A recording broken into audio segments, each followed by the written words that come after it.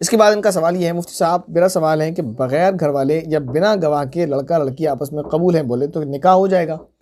دیکھیں، ایک اصول اور ایک ضابطہ ہے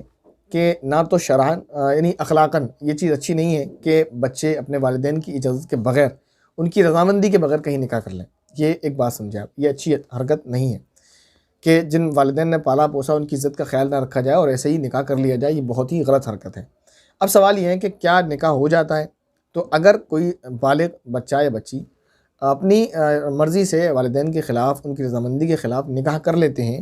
تو نکاح تو ہو جاتا ہے، لیکن اس نکاح کی جو شرائط ہے وہ پائی جائیں، تب کیا کہ کم از کم 2 گواہ ہونا چاہیے۔ جیسے آپ نے لکھا کہ اس میں گواہ نہ ہو، تو گواہ نہیں ہوں گے تو نکاح کسی صورت میں نہیں ہوگا۔ کم از کم 2 گواہ ہونے چاہیے اس مجلس میں جس میں نکاح ہو رہا ہے، اور ایک طرف سے ایجاب اور دوسری طرف سے قبول ہونا چاہیے۔ تو یہ آپ پروسیس ہوگا گواہوں کی موجودگی میں، اور وہ گواہ دونوں مسلمان ہونا چاہیے، عاقل و بالغ ہونا چاہیے، مرد ہونا چاہیے، تو پھر نکاح ہو جائے گا۔ یا دونوں مرد نہ ہو، ایک مرد 2 عورتیں ہوں، تو اس طرح سے نکاح ہو جائے گا۔ لیکن یہ بات جو میں نے پہلے بتائی آپ کو کہ والدین کی اجازت کے بغیر نہیں، اور آپ جو کہہ رہے ہیں شاید آپ نے اس سے پہلے بتایا تھا کہ آپ کا مسئلہ کچھ الگ ہے، جیسے آپ جو ہے مذہب تبدیل کیا ہے، ایسے ہی اگر آپ نے جیسے پہلے اس سے معاملہ بتایا تھا اپنی ہونے والی بیوی کے لیے کہ اس کا بھی کچھ ایسا ہی معاملہ ہے، تو پھر وہاں تو مسئلہ الگ ہے۔ سوال یہ ان کا، کیا پھر یہ حلال ریلیشن ہو جائے گا؟ جب نکاح ہی نہیں ہوا تو ریلیشن حلال کیسے ہو جائے گا؟ باقی کریں اگر نہیں تو کیا ہونے والی بیوی کا ہاتھ پکڑنا جائز ہوگا؟ کیونکہ شادی سے پہلے تو وہ نامحرم ہوئی، لیکن میں آپس میں قبول ہو گیا۔ تو دیکھیں، اگر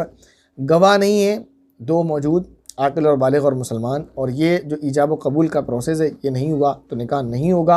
اور جب نکاح نہیں ہوگا تو دونوں ایک دوسرے کے لیے غیر محرم ہے، غیر محرم ہے تو دونوں کا ایک دوسرے کے ساتھ اس طرح بیٹھنا اٹھنا درست نہیں ہے۔ اس کے بعد ان کا کمنٹ ہے محترم شاہد جمال صاحب کا، کہہ رہے ہیں السلام علیکم مفتی صاحب۔ وعلیکم السلام ورحمۃ اللہ وبرکاتہ۔ کیا امام جب دعا کے لیے ہاتھ اٹھائے تو کیا مقتدی جب ہی ہاتھ اٹھائیں، دعا کریں اور آمین بولیں؟ مفتی صاحب سنت طریقہ کیا ہے اور صحابہ کرام کا طریقہ کیا ہے، بتائیں دہلی مصطفیٰ آباد سے۔ امام صاحب کا کام ہوتا ہے نماز پڑھانا، نماز پڑھانے کے بعد امام صاحب آزاد ہیں، وہ آپ کو چاہے دعا کرائیں نہیں کرائیں، آپ ان کو نہیں روک سکتے، وہ ان کی مرضی، وہ سلام پھیر کر فوراً اٹھ کر چلے جائیں۔ ایسے ہی امام صاحب نے سلام پھیرا، اس کے بعد آپ کو امام صاحب کا ویٹ کرنے کی ضرورت نہیں ہے، آپ کا دل کرے آپ دعا کریں، اور آپ کا دل نہ کرے تو آپ نہ کریں، وہ آپ کی مرضی۔ یعنی امام کے ساتھ جو ہمیں چلنا ہے وہ تکبیر تحریمہ سے لے کر سلام تک چلنا ہے، اس کے بعد امام سے ہم آزاد ہیں اور ہم امام سے بالکل فری ہیں، امام کو کسی طرح سے فورس نہیں کر سکتے۔ اب یہ تو اتنی بات ہو گئی، جیسا عام طور پر لوگوں میں مشہور ہے کہ امام صاحب تسبیح پڑھ رہے ہوتے ہیں تب تک لوگ بیٹھے ہی رہتے ہیں، اب وہ انتظار کر رہے ہیں امام صاحب ہاتھ اٹھائیں تو لوگوں نے بھی ہاتھ اٹھا دیے، امام صاحب دعا کرا رہے ہیں تو وہ دعا کر رہے ہیں، امام صاحب نے جتنی دعا کرائی اس نے آمین کر لی، اپنے دل میں کوئی بات ہے وہ کہی نہیں پائے، امام صاحب نے ہاتھ پھیر دیا، ہم نے بھی پھیر دیا، ہو گئی دعا۔ ہم نے جو مانگنا ہے وہ مانگا ہی نہیں، امام صاحب نے جو کہا ہم نے اس پہ آمین آمین کر دیا، دعا ہو گئی۔ تو یہ نہیں ہونا چاہیے، ہماری دعا ہے، ہماری تمنا ہے، ہماری حاجات ہیں تو ہم مانگیں گے، امام صاحب دعا کرا رہے ہیں ٹھیک ہے، ان کے ساتھ بھی شریک ہو جائیں۔